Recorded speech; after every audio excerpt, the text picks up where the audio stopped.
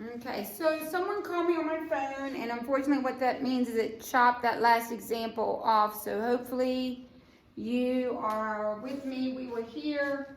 We had just flipped x to the -3 up to the numerator, got x cubed times x cubed, and when you multiply it means you add exponents and get x to the 6. I said there were two ways to do this problem.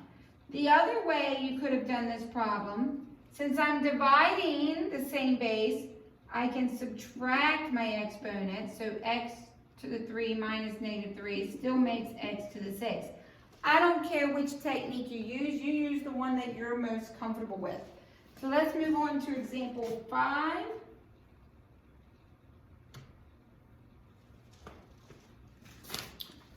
And they ask us to find a to the -2 plus b to the -2 to the -1 power.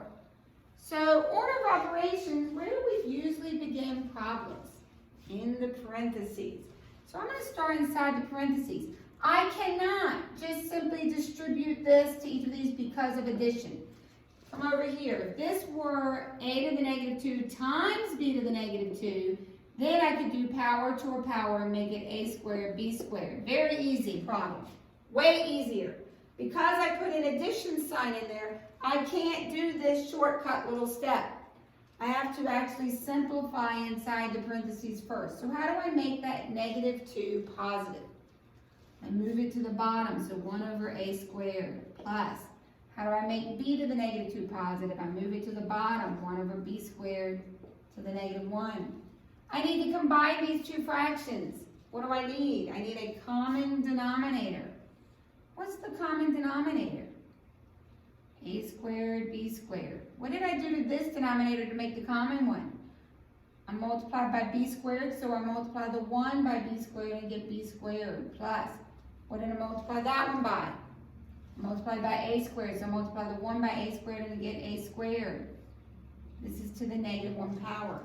Now that I've made this one fraction, I can use the negative rule. And what does the negative rule do to that fraction? It flips the fraction. So a squared, b squared is now the numerator.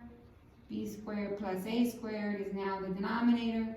And once you flip it, the -1 becomes +1. Do we have to write it? No, you can just leave it off.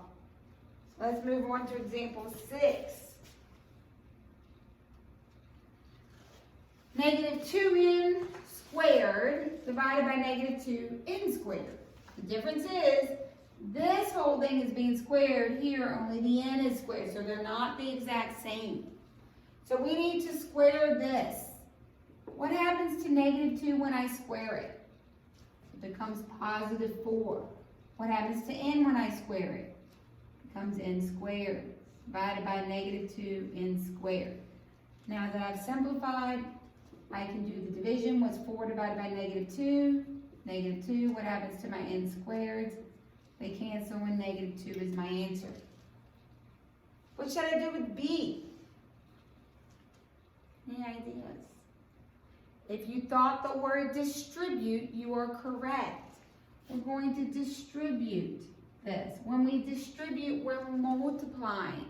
When we multiply, what do we do with the exponents? We add them.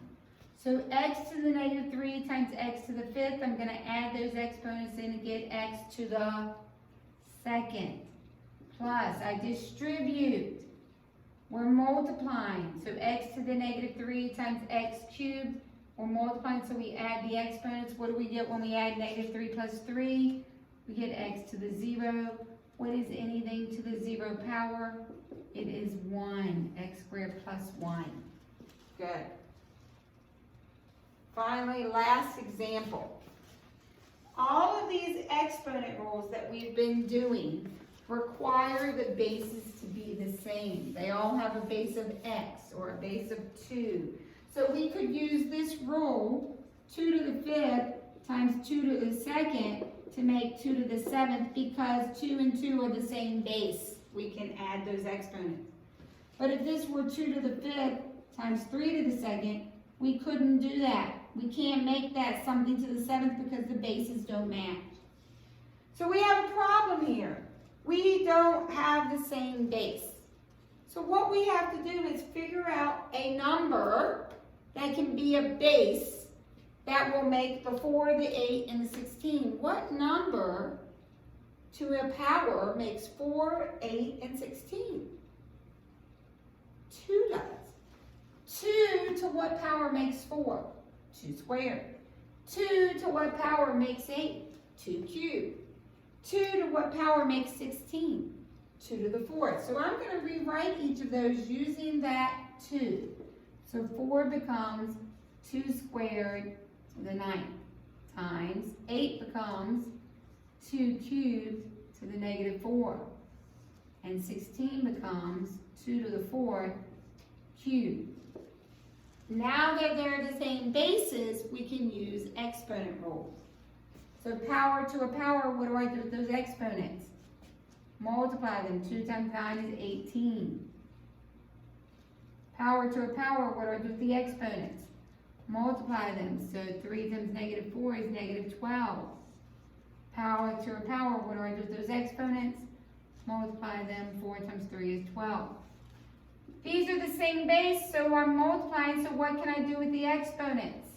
When you multiply, you add exponents. So 18 plus negative 12 is 6. They're the same base. I'm dividing, so what can I do with the exponents? When you're dividing, you subtract the exponents. So 6 minus 12 makes 2 to the negative 6. What do I do about a negative exponent? I flip it to the bottom, so it becomes 1 over 2 to the 6. Good. And that's your final answer. Could you go ahead and figure out what 2 to the 6 is? Sure, 2 to the 6 is actually 64, so that would be 1 over 64. Good.